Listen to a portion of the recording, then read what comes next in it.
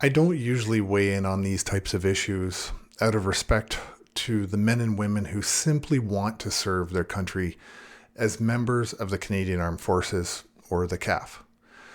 They are bound by military regulations and law from speaking publicly about issues that they are not authorized to discuss.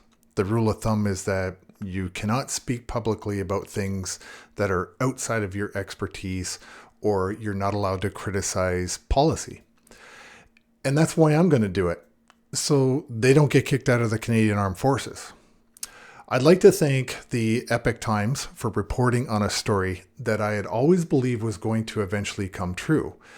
It is the story they just released about the Military Grievances External Review Committee's findings that the Chief of Defense Staff directive regarding members having to participate in a medical experiment that they did not want. A military administrative tribunal has found that the Canadian Armed Forces policy or mandate violated the Charter of Rights for members who refused, and said the policy was arbitrary in some aspects and overly broad. I conclude that the limitation of the grievers' right to liberty and security of the person by the CAF policy is not in accordance with the principles of fundamental justice, because the policy in some aspects is arbitrarily overbroad and disproportionate, wrote Nina Frid of the Military Grievances External Review Committee in a May 30th decision. Therefore, she says, I conclude that the grievers' right protected under Section 7 were infringed. This is an independent administrative tribunal that reviews military grievances and provides findings and recommendations to the Chief of Defense Staff and CAF members who submitted the grievance. The committee's findings were obtained by the Epoch Times. They're non-binding and are sent to the Chief of Defense Staff, Wayne Eyre, for his consideration. In responding to the committee during the review, the Vice Chief of Defense, the second in command, Francis Allen, said that no member was forced to receive medical treatment according to the findings. I'll read that again. The VCDS, Francis Allen, said that no member was forced to receive medical treatment according to the findings.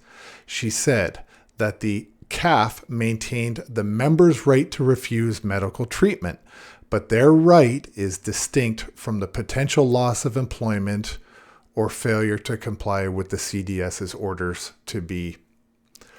The military imposed a vaccine mandate on the troops in the fall of 2021, and noncompliance led to the CAF losing hundreds of members. They left through voluntary releases or expulsion under 5F, unsuitable for further service, a dishonorable discharge reserved for soldiers with personal weaknesses or other issues imposing an excessive burden on the CAF. This is ridiculous, saying that they have a personal weakness. How about moral courage to speak their minds and to push back against an unlawful order? The grievance review by the committee was filed by a soldier with the rank of Master Corporal in February of 2022, and the review began in May of that year.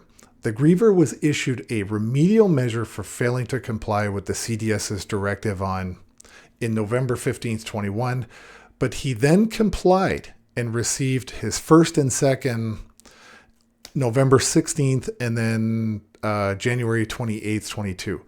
Along with finding a violation of the Charter rights, the committee assessed that the basic procedural fairness was set aside in administering the remedial measures because the outcome of non-compliance was predetermined.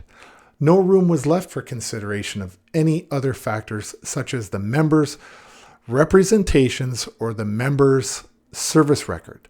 This process was fundamentally unfair towards the members, wrote Frid. According to the committee, the CAF's policy violated 2 of the 3 protected interests under Section 7 of the Charter. The requirement to be in order to remain employed by the CAF violated the griever's right to liberty, while the consequences of non-compliance could have violated some grievers' rights to the security of the person. This deprivation is only permissible if it is in accordance with the principle of fundamental justice, said Frid. The committee said the right to liberty protects personal autonomy and dignity, which includes the right to make inherently private choices, such as whether to undergo medical treatment, noting that courts have found patients have a common law right to refuse consent to medical treatment, even in cases where the medical care or treatment could have been beneficial to the person's health. Frid cited a recent court decision by the Superior Court in Quebec in which it did not accept the Attorney General's argument that the employees were not forced to be, as they theoretically had a choice on whether to accept it.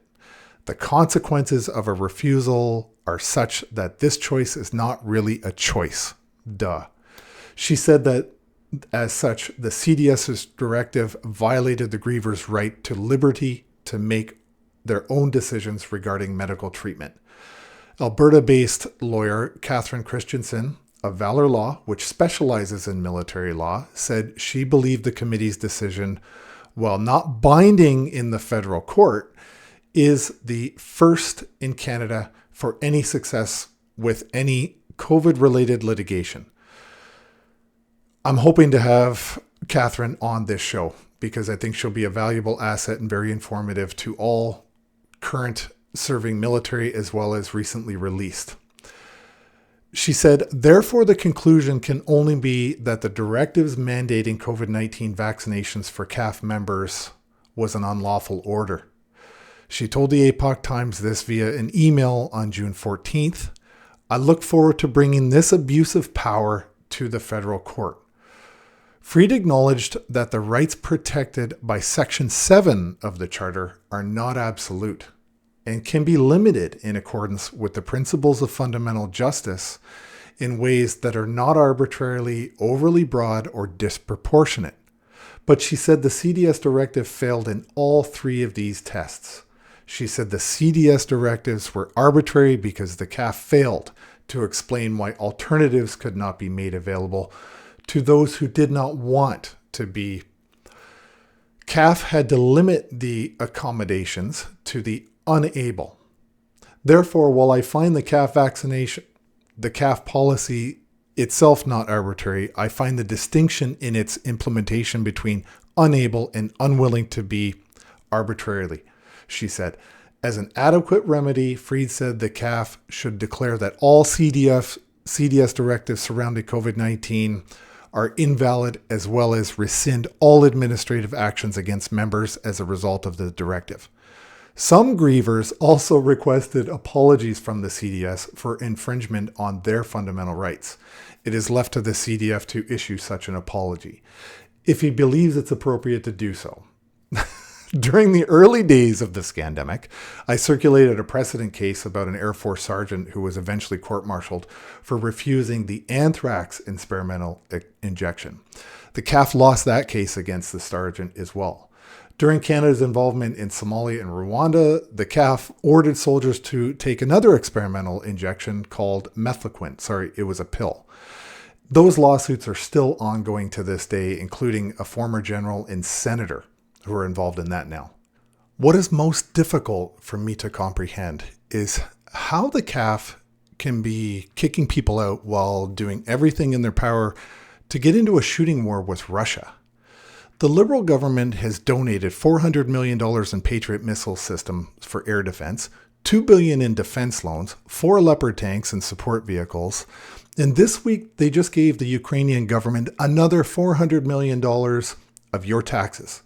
They're war hawking with our citizens' lives while coercing them into participating in medical experiments that they don't want to be part of.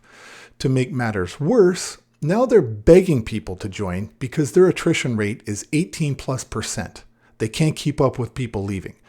It's as if they want our soldiers to risk their lives for Chrystia Freeland's family in the Ukraine, but our soldiers are not allowed the protections of the very charter they're risking their lives to defend. Lastly, I'm going to leave you with this video and see if you feel proud of the priorities of the Liberal government and the Chief of Defense Staff when it comes to defending the sovereignty of this country. But before I do, please consider sharing this video. And if you like the work we're doing, please like and subscribe. I saved this video to the end because I know you won't be able to stomach it for long. Remember, this is the humiliating dog show our Minister of Defense was hired to do in defense of your freedom. Are you ready? First, pick up your left leg up like this and bring it back. Up and back. Up, back. Up, 4, 3.